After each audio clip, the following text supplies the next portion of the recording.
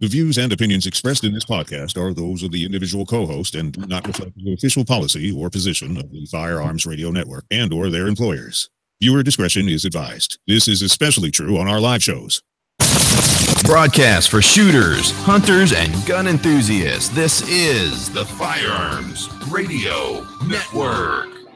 The bandwidth for this episode of This Week in Guns is sponsored by Patriot Patch Company. PatriotPatch.co. Welcome to This Week in Guns. This show is brought to you by the Firearms Radio Network and Patriot Patch Company. And this show offers commentary on the latest firearms industry news, information, and buzz. I'm your host, Sean Herron, and I'm going to introduce our guest this week. We've got Kenny Ortega. He's a former cop, range master, gun store manager, and the producer of This Week in Guns. Kenny, welcome back. Thank you. Glad to have you. Glad to be here, I should say. Next up, we've got him. You know him. You love him, or maybe you hate him. He's Aaron Krieger. He's co-host and a big shot over at That We Like Shooting show. And my right-hand man on everything except for, well, most things. It's good to be here, Sean. Thank you. Thanks, man. I appreciate it. Absolutely. So before we get started, I want to talk about the two companies that make this show possible. And I would really like, if you are listening to this, if you hear the dulcet tones of my voice, to go check them out. First up, we've got Jake. You know him. You love him. I love him. Patriot Patch Company, PatriotPatch.co. Go join their Patch of the Month Club. It will be one of the best things that you ever do with your life, honestly. Aaron, you're a Patch of the Month Club member. How's that? It's the best thing ever. Honestly, I look forward to every week, every month when I open that mailbox and there's a Patch of the Month Club envelope in there. I was like, wait, you're a Patch of the Week Club member? WEAK. Nice. Kenny, you also get the Patch of the Month Club? I do. Oh, absolutely. I'm sorry. No, it's okay. Aaron is Kenny next week. Also Kenny. Perfect. And then next up, we've got Manticore Arms. I would really appreciate it if everyone would go check them out. We've got a story about a new product that they introduced, but honestly, huge supporters of the Firearms Radio Network, and I always love to support the companies that support us. So go support Sven, Kristen, Aaron, and all the other people, Anders, all the other great people over at Manticore Arms by checking them out at manticorearms.com. Coupon code is TWG10, gets you 10% off all day, every day at manticorearms.com. Now let's get into the show and just start talking about it. First story that we have up, Trump nominee for DOD withdraws after gun control position is made public. So this is Breitbart. It says, in early November, it is widely reported that Trump Department of Defense nominee Dr. Dean Winslow had problems with private ownership of AR-15s. And on November 20th, he wrote an op-ed to announce he'd withdrawn his name from DOD consideration. I am 100% okay with him going away. I think that that's a ridiculous stance to have, especially for the most popular firearm in the United States. What do you guys think? I would definitely agree. I mean, once he made it public that he doesn't think anyone should be owning AR-15s, in the civilian population, that just took him right out of contention for any government office, in my opinion. Yeah, I agree. I mean, and the fact that, Trump, who stood on such a high moral ground of everyone needs to own firearms, supported by the NRA, went up and spoke at the NRA during the NRA convention, saying that he's going to promote firearms and people who support it. And then him to put someone like this in play kind of bothers me a lot. Let me just read a little bit out of this. November 8th, he basically says, I'd also like to, and I may get in trouble with other members of the committee, just say how insane it is in the United States of America. A civilian can go out and buy a fully auto or a semi-automatic assault rifle like an AR-15, which apparently was the weapon that was used in the Texas attack. Then he goes on to say, November 20th, he tries to explain his support for gun control. He says, I'm a marksman, rated expert in both the M9 pistol and the M16 rifle, the fully automatic military version of the AR-15. During one of my tours in Iraq, I spent hours with my Special Operations Forces colleagues who were training Iraqi teams on our base. Trying an array of military weapons using a powerful gun at a firing range is a real blast, and I support civilians experiencing that thrill at licensed ranges. However, as commander of an Air Force hospital in Baghdad during the surge, I have seen what these weapons do to human beings. The injuries are devastating, in addition because of their high muzzle velocities. Assault weapons are challenging for the and are not optimal for home defense. So yeah, he's got his head way far buried in a place that the sun doesn't shine. And I'm glad that he withdrew. I don't want anyone like that, honestly, representing us in our government, period. Wow. It's amazing how much I just disagree with everything he just said there. Right? It's like, oh, everything you've said is wrong. Right, exactly. What is what I have to say to that? No kidding. It's just a matter of, did he actually fire it? Because the AR is like one of the easiest guns to control. Yeah, and I've known some people that actually were rated expert marksmen, and I wouldn't trust them to actually even, honestly, go to the range by themselves. So I guess that is not necessarily an indication of his skill level with firearm. None at all. Next story, Ruger introduces the new Security 9 pistol. So I haven't really coughed all day, and now suddenly that I'm talking, coughing a lot. The new Security 9 semi-auto pistol is a double-stack 9mm semi-auto that's aimed directly at the Glock 19 and MMP 2.0 compact. It packs 15 plus 1 rounds in a 4-inch barrel polymer frame. This gun has an MSRP of $379, which is about $200 less than the Glock 19 or the MMP 2.0 compact. Is this exciting? Is it not that exciting? I'm not really sure where I stand yet. I like the idea. I think for those people. Well, I'm sorry, Kenny. Please. No, go for it. No, please go ahead. I like competition in the market. I like options and I like choices, and I like anyone who tries to push another industry or another competitor to go farther than what they are at. So I think this is a great play. I hope it causes the other firearms to companies to start coming out with more innovations and more different ideas, because again, innovation sparks new ideas and possibly benefits us, the consumer, so much more. Kenny? Yeah, I think, a lot of those people out there that are looking to step up from a high point or, some other Jennings or something like that, don't necessarily have the money for a Smith & Wesson or a Glock, it gives them something they can go ahead and jump into that's a little bit more reliable, going to work a little bit better, and, give them something that they can really trust their life on. Yeah, for sure. So I definitely noticed that, Glock 19 was the undisputed champ and still is, to be perfectly honest. But the MMP 2.0 compact, I'm a huge fan. I absolutely love that firearm. I think that Smith & Wesson did a fantastic job. And, now Ruger American pistol, the 9mm, is one of my favorite handguns, honestly. I love that gun. It works great. Love the way that it feels, the ergonomics. So, yeah, and like Aaron said, competition sparks innovation. And, now that Smith & Wesson jumped in this, maybe we're going to see a lot of companies trying to compete with that Glock 19.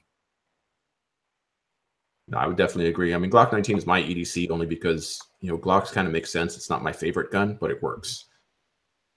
Totally agree. All right, next up, we've got the Daily Wire. Breaking. California law enforcement stops major terrorist attack at Pier 39 from happening. The FBI arrested a man from Modesto, California, that they say was planning a Christmas terror attack in San Francisco, according to court documents.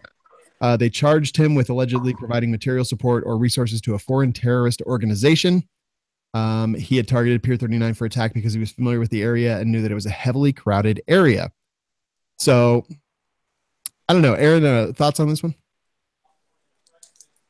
I'm always happy to hear that law enforcement, because law enforcement usually is a reactive force. It's not an active force. So when something like this is stopped before it starts, it's always good to hear. Merry Christmas, everybody.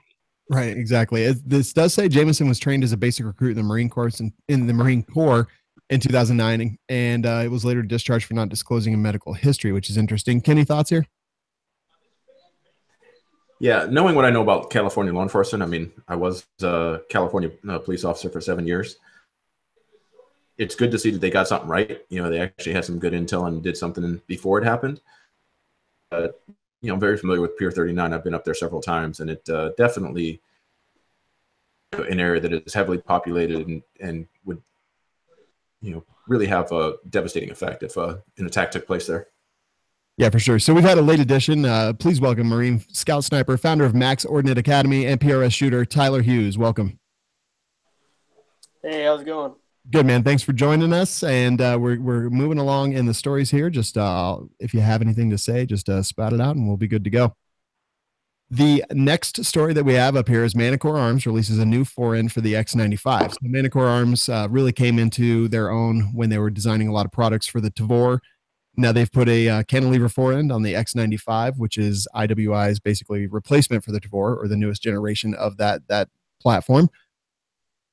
I like it. It's M-Lock. It's not their transformer system. And I've heard a lot of good things about it so far. A lot of people who have that X95 are pretty impressed by it. And I don't know. Aaron, thoughts here? As Manticore always does, they've made this stylish. They make it look good. The Tavor is a nice looking gun, but when you throw like a Manticore rail on there, it makes it look great. It makes me want to own one even more than I've already had. I've always had my eyes on the Tavor. I've always liked it. That's my people, my tribe. Right. When I see something like what Manticore can do to it, I'm like, it just blows me away. Those guys are always innovating over there. Yeah, this article is from the Firearm blog. It has a Picatinny top rail and cover plate assembly, and that raises it to the proper height to work with standard AR-15 iron sights and optics. I think that's pretty cool. If I recall correctly, the price is pretty right too. But don't forget, just because you listen to the show, you get 10% off. It looks like their introductory price is $235 for that whole system, and 10% off by using coupon code TWG10. Kenny, any experience with the X95? I've handled a few of them. It's a little bit heavy, but that helps it to balance well. And, aside from that, great platform. I mean, ergonomics on it are great. I really enjoyed it a lot. Very cool. Tyler, you have any experience with Tavor or X95 rifles? Yeah, I've seen one hanging on the shelf before, and I was like, oh, that's a cool little pea shooter. Yeah, they are pretty fun. I know a couple people who shoot them in competition and love them. So, yeah, I'm excited that Manticore is, putting out parts for this rifle now, and we'll see what they come out with next.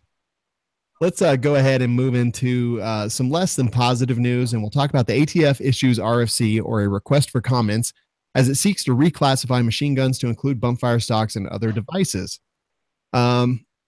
This was actually put out by Prince Law, which, if you know anything about that, written probably, by Adam Kraut, Esquire. And so here's the thing. This actually, the publication date was scheduled for 12/26. They want people's opinions and comments about reclassifying the bumpfire stocks. Tyler, I'll start with you. Thoughts there? There's just law after law after law of, hey, let's keep restricting people who already follow the law. I mean, the law-abiding citizens is not the problem, so I don't understand why we continue to go down this road about, hey, let's classify these as machine guns. I mean, I don't know. It's irritating, and it's aggravating. So yeah, I completely agree. Kenny, thoughts here? They're going to be putting, certain companies out of business. They don't care about that. The request for comments, they're looking for comments from, manufacturers, distributors, gun stores, affected financially. But, it's been brought up several times. The only reason that this exists in the first place is because of, as they are. If there wasn't gun control, we wouldn't have these devices.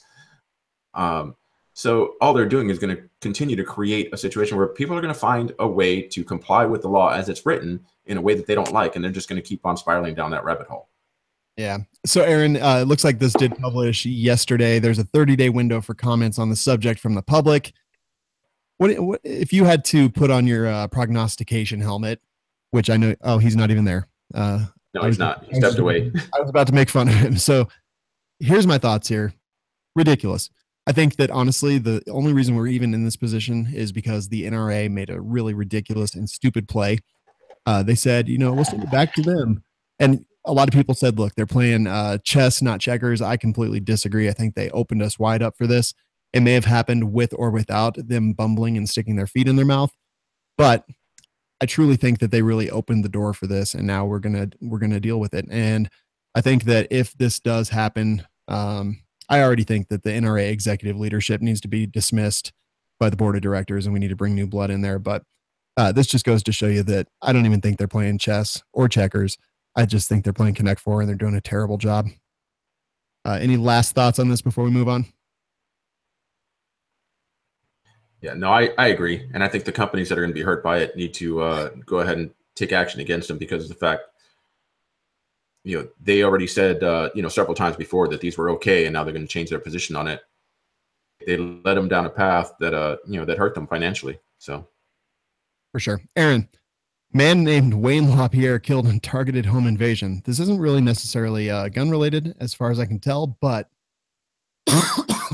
according to authorities, 59-year-old Wayne LaPierre of Millinocket died last night after a home invasion. They found a man and woman inside, the man unresponsive. Kind of interesting. Is this like a Sarah Connor Terminator type thing or what? Aaron, you're muted. Yeah, no, I always think it's definitely something interesting right there. And when you go back in time to do something like that, it needs to be done. Well, I'm not going to argue with the Terminator. I'll tell you that. That story, obviously not a lot there. I just, it was in the show notes. I thought it was definitely interesting. All right. With a majority in both state houses, Washington hopes to push new gun laws and eliminate preemption. So we've known for a while that in Washington state, there's big problems. A lot of stupid laws being put into place, stupid, ineffective laws. And as Savage 1R on the We Like Shooting show is always telling us, they're making terrible decisions. These laws are completely ineffective. But they basically want to take the preemption law, and that puts the authority for all gun regulations squarely in the hands of the legislature, making it illegal for cities, counties, and other municipalities to enact their own. So they're giving themselves all the power. And I think that's always a terrible idea. Kenny, thoughts here? Anytime you do that, it's death by a thousand cuts. That's what they're after. They're trying to see what they can come up with. If they can go ahead and get something passed quickly on the local level, that goes a whole lot faster on the state level, a whole lot faster than the federal level, and hopefully get it to expand. It's a calculated tactic that they know they can gain some ground with. And it's pretty scary. I know Ryan Kleckner said a while back, state legislatures are the ones that we need to worry about. And it's things like this that, is where attention to make sure that they don't get passed. Yeah. Aaron, thoughts here? Yeah, I'm a bit confused on this one. Are they saying that if you go to certain areas, the law will be different? Like if I go from, say Detroit to Flint, the gun carry law could be different? Is that what I'm hearing? Yes, I believe. Yeah, that's too confusing. It's like Europe with before there was a euro. You had marks, you had francs, you had all these different currencies that you couldn't use in other locations. So you had to you had to plan ahead, and just by driving 5 miles, you could, or 10 kilometers, it could have been a huge difference. So I think that can cause a lot more legal issues than is really desired. I disagree with this idea completely. Yeah, we've got some stuff like that here in Colorado. So here we have open carry in Colorado, except for Denver County, which there is no open carry, only permitted concealed carry. So, just driving down the road, you stop in Denver and want to run into Walmart. If you're open carrying, you're now a criminal. Tyler, do you guys have any crazy silliness going on like this where you're at?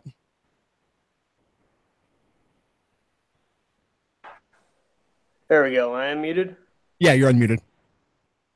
Yes. Actually, I'm in Las Vegas, and we have something similar in North Las Vegas. They have some conflicting local laws with the state, and we went through this not too long ago. We were doing our CCWs here in Nevada, and the question came up like, okay, we have this North Las Vegas law where you cannot carry in your vehicle like you can anywhere else in the state. And, okay, state law would supersede this or overrule it, but you would still go through the pain of all that court processing and anything like that if somebody wanted to push the issue.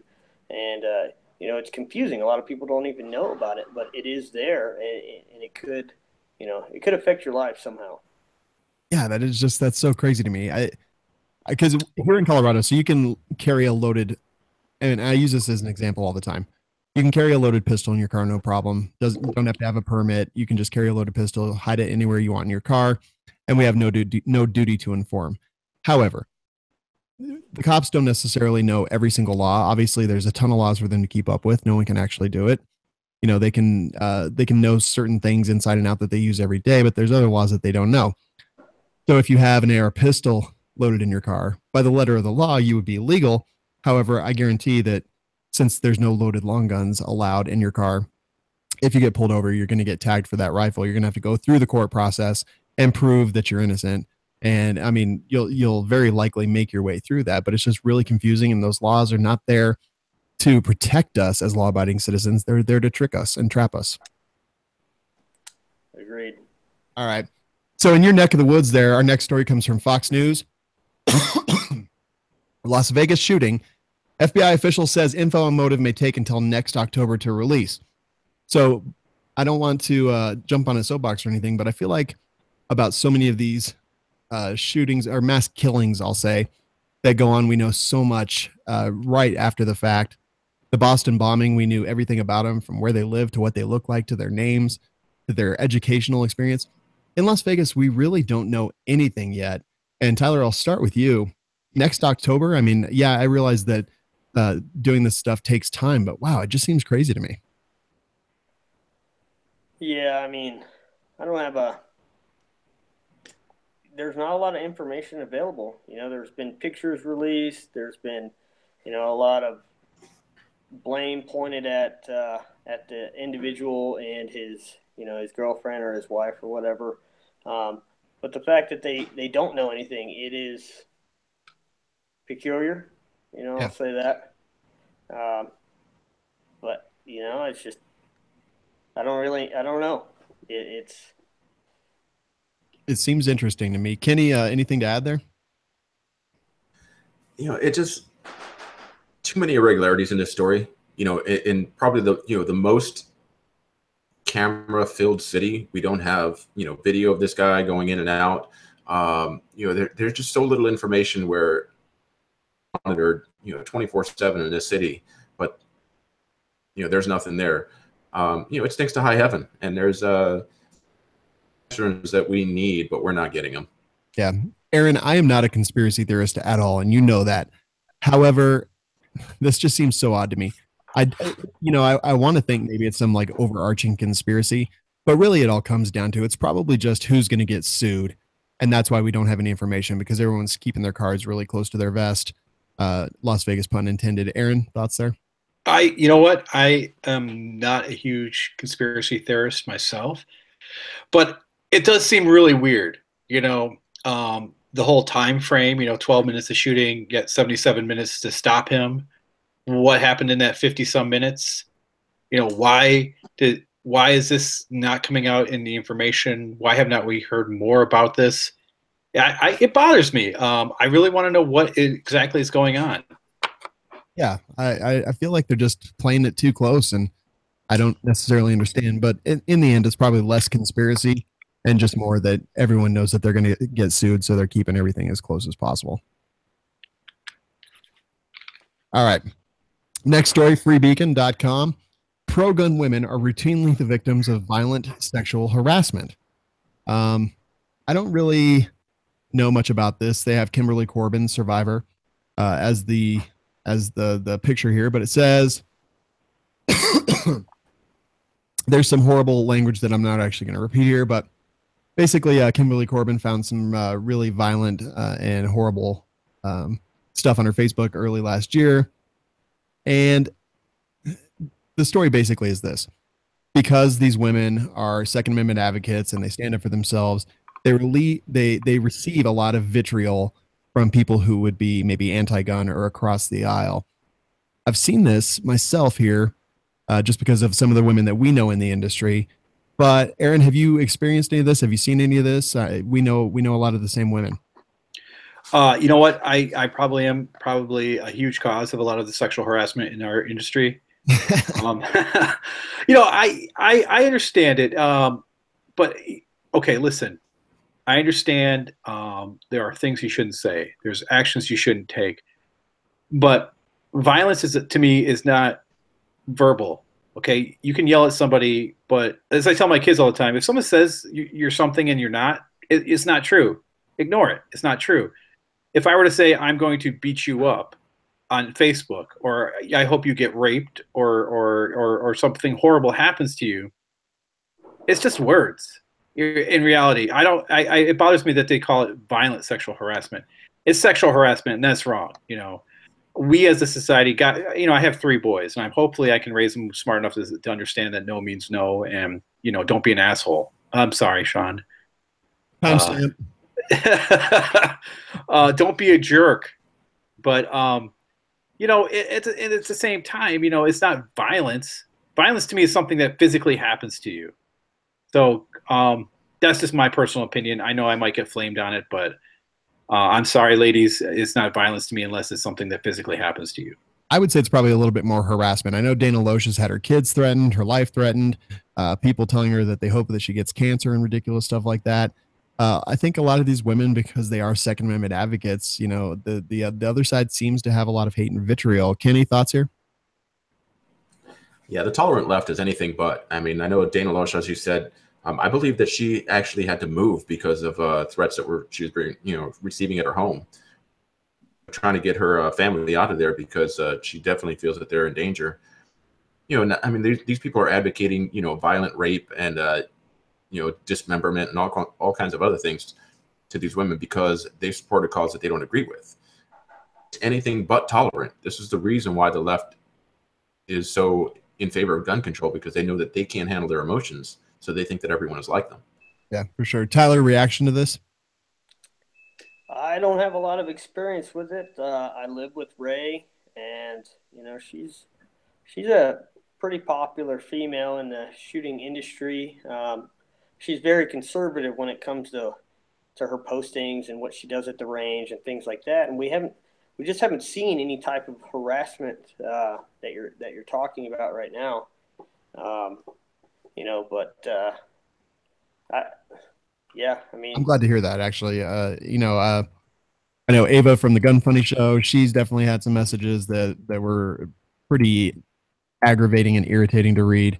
But yeah, I just think, I don't know. It's just something about people sitting behind keyboards, hiding behind keyboards, and being cowards that really bugs me. But I go out of my way to be conservative. Well, Ray is actually here. She said that she goes out of her way to be conservative on social media and the way that she puts herself out there. And that goes from everything from how she shoots to the clothes that she wears and whether or not it's right that's the steps that she takes to ensure that she's respected. And maybe that's something that goes into it. I'm not sure. Very cool. I like that a lot. I also want to point out that this is not a left issue or a right issue. It's not conservative. It's not liberal. It's an everybody issue. It doesn't matter what line of work you're in, whether you're in the firearms, whether you're in the government, whether you're just someone who drives a bus or a cab or, works as a checkout lady. There's sexual harassment everywhere. It's not just in the firearms industry. And I will say this, that I do not, under any circumstances, act differently online than I act in real life. Like I wouldn't say anything online. I wouldn't type anything online that I wouldn't say to someone's face. The bad part is I'm a complete jerk and I say a lot of awful things to people's faces. So hopefully I'm not in that list. And I'm pretty sure I'm not. That's true. The Firearm blog has announced that Steve Johnson is retiring. Basically founded the Firearms blog, said after 10 and a half years running TFB, I'm finally retiring from blogging. It's been a wild ride. Started a tiny blog in 2007 and watched it grow into a team of 25 writers and become the most read gun blog by a wide margin in 2017. So kind of interesting. Firearm blog puts out a lot of stories in the firearms space. It is one that I read. I'm not a huge fan of The Truth About Guns personally, but the Firearm blog I still check out on occasion. Anyone have anything to add here? Anyone know Steve or think that it's going to change, or is this just kind of a interesting story and appreciate his service? I'm kind of just wondering when you're going to take over the Firearm blog at the rate you're going. Never, man. I just don't have time, honestly. So anyway, Steve, thank you for your good work and enjoy your retirement. Did you have something to add, Tyler? No, I can't say that I am a huge blogger, guys. Yeah. I just see the news. Kenny, I think you actually probably hear cruise the news more than most of us because you are the producer of This Week in Guns. You use the Firearm blog as a huge source. What are your thoughts here? Yeah, thankfully he has a team of writers that's going to continue on. So even though he's retiring, the blog itself isn't going away because it's a great resource for things that are important to us. So it's good to see that it's going to continue and create it, and hopefully it'll continue to be as good as it has been in his absence. Definitely. The FayObserver.com talks about an incident involving a stolen gun that caused a commotion at Walmart on Thursday afternoon. It says here, which would have been basically about last week. So guy was walking in Walmart, open carrying. Another guy walks up, grabs the gun off of him, and then runs away. Walmart is, how do I put this? It's a rite of passage almost, I think, that when you get a gun and you either conceal carry or open carry, you kind of go to Walmart because that's the litmus test. You're like, okay, I'm going to do this. The first place I'm going to go is Walmart. Tyler, what are your thoughts there?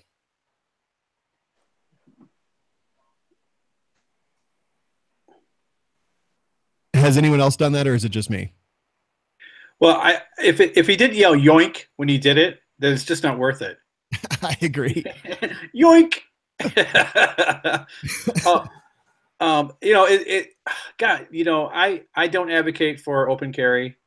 You become the first target. So and case in point, the guy was a target. Someone saw his gun and said, "Mine."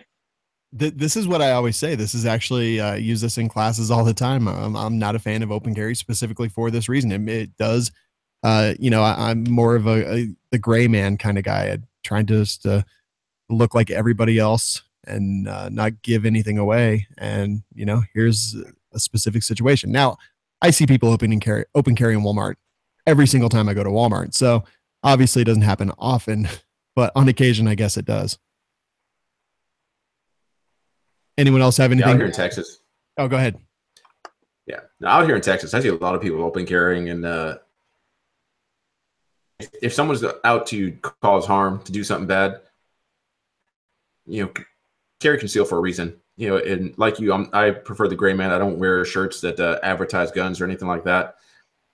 I try to stay below radar because if something goes down, I want to know that analyzing, getting out if I can or if I need to, action, then I can do so without drawing attention to myself. Yeah, for sure. Yeah, it's just it's a bad habit that really be in. I'm fine. People want to exercise their rights. That's great. That's not the choice that I make. Tyler, what about I don't even think open carry is actually legal there, right? It's restricted in quite a few places as you get closer to the strip, but I'm kind of with you guys. Like, I don't do it, but I support people's right to do it. But I feel whether you're concealed carry or you're open carry, you have a responsibility. And you hear so many, especially on social media, talking about, keep your head on a swivel, situational awareness, and I think it's amplified as you carry a firearm. Like, that is your responsibility to know what's happening around you, and especially when you're putting a target on yourself as you are when you're open carrying, that you need to be that much more aware of what's happening. So, it is what it is. So couldn't agree more. It's pretty much exactly how I feel. Next story, the Firearm blog actually reports that Norinco has introduced a Glock clone. So I popped open the article to take a look at it earlier today. And wow, does it actually look like a Glock? This is, they're not even trying to pretend anymore. This is just basically a Glock. Did anyone else look at the story? Yeah, definitely. I thought it was really cool. I love their razors, first of all. I think that's Norelco. Oh, well. Yeah, I dude, if you can't afford like the high end stuff, like those so expensive Glocks, I guess this is a great opportunity for you. Wow, Kenny, what were you gonna say?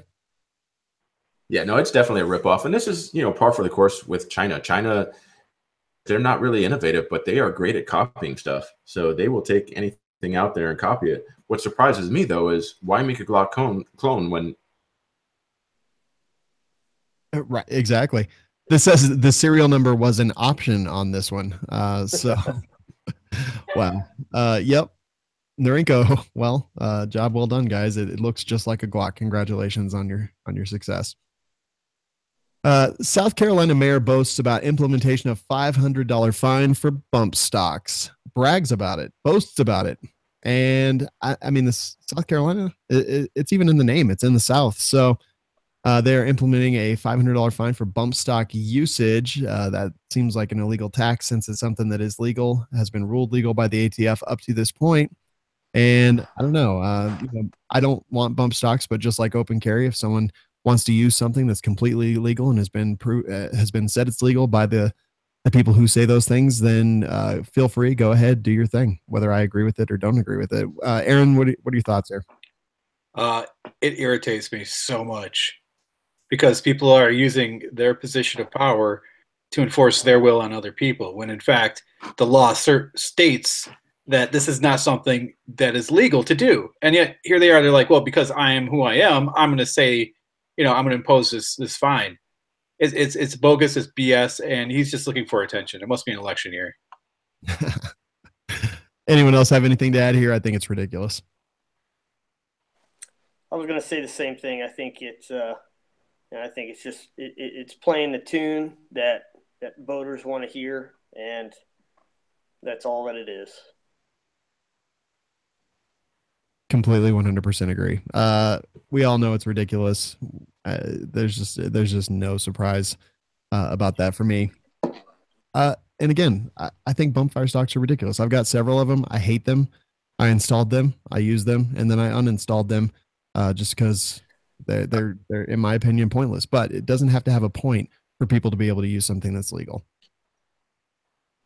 In the I'm offended segment, this is from the Connecticut Post, CT Post, group walks to protest Southport-based gun maker. I don't know. Obviously, no big surprise here, but Gays Against Guns, GAG, marches in Connecticut to protest Ruger in their state. I don't know how many people. It looks like about 15, 16 people showed up and marched. I don't know. I've never been to a protest. Have any of you guys? No. Yeah. I've been protested. That you have. That you certainly have. Isn't that every week on We Like Shooting? Yeah, it really is. But come on, guys, we're really missing the point here. And Sean, I think you danced around it. The name of this group is Gays Against Guns. Their acronym is GAG. GAG. Yeah. Well, yeah. LOL. Okay. I'm sorry. I don't even know. Yeah, I read that and then I immediately moved on. But yeah, I completely agree. They chanted, they carried signs that read Sturm Ruger makes massacre weapons, and they chanted Sturm Ruger is worse than Freddy Krueger. I think that their PR department is just awful, to put it bluntly. They've got GAG as their acronym. They're using Freddy Krueger. Like, okay, welcome to 15, 20 years ago. But, right? Yeah. I've never been to a demonstration like this. I guess it's probably because I'm usually working. Oh, sick burn. Sick burn indeed. Oh, gag me with a Ruger. Can you guys think up any better chants that they could have used? We're gay. It's okay. But keep your guns and stay away. That's pretty good. Thanks. That's pretty good. Especially being so on the spot. Yeah, I know. It was tough. All right, good stuff. So we're going to move to the full auto news segment. I picked an article that is Philadelphia robber didn't expect to get shot at. Again, this one's from Breitbart. Suspect puts gun to man's head only to flee scene under barrage of bullets. So here you go, Philadelphia. Philadelphia, born and raised. How does that go from right? Philadelphia? I'll find that. But basically walks up, puts a gun to the dude's head, gets shot at, runs away, gets shot in the wrist, gets caught. And, I think that this is a perfect demonstration of why people carry guns. Obviously, the victim was in fear for his life or permanent bodily harm and used his firearm. He even attempted to retreat took cover behind a car, but the offender continued to aggress, and the victim had to defend himself. I love reading stories like this of people using their concealed carry, of defending their lives with a firearm, and specifically this way, and not seeing any adverse effects because of it. Because I think too often we see law-abiding citizens who are just defending their lives caught up in crazy court cases and things like that. So I'm always glad to see stuff like this. What do you guys think? It reminds me of that YouTube video where the two robbers are complaining that the homeowners have guns and it's not fair. Yes. It makes me laugh. I completely agree. Or the cousin that came out and said, how else is he supposed to get school clothes? Right. Oh man, I don't know. All right, that'll do it for the news stories this time. Before we go, I'd just like to talk to our panelists real quick. Tyler, where can people find you online and keep up with what you're up to? Well, our website is maxordinate.com. You can find us on social media, Facebook, Instagram.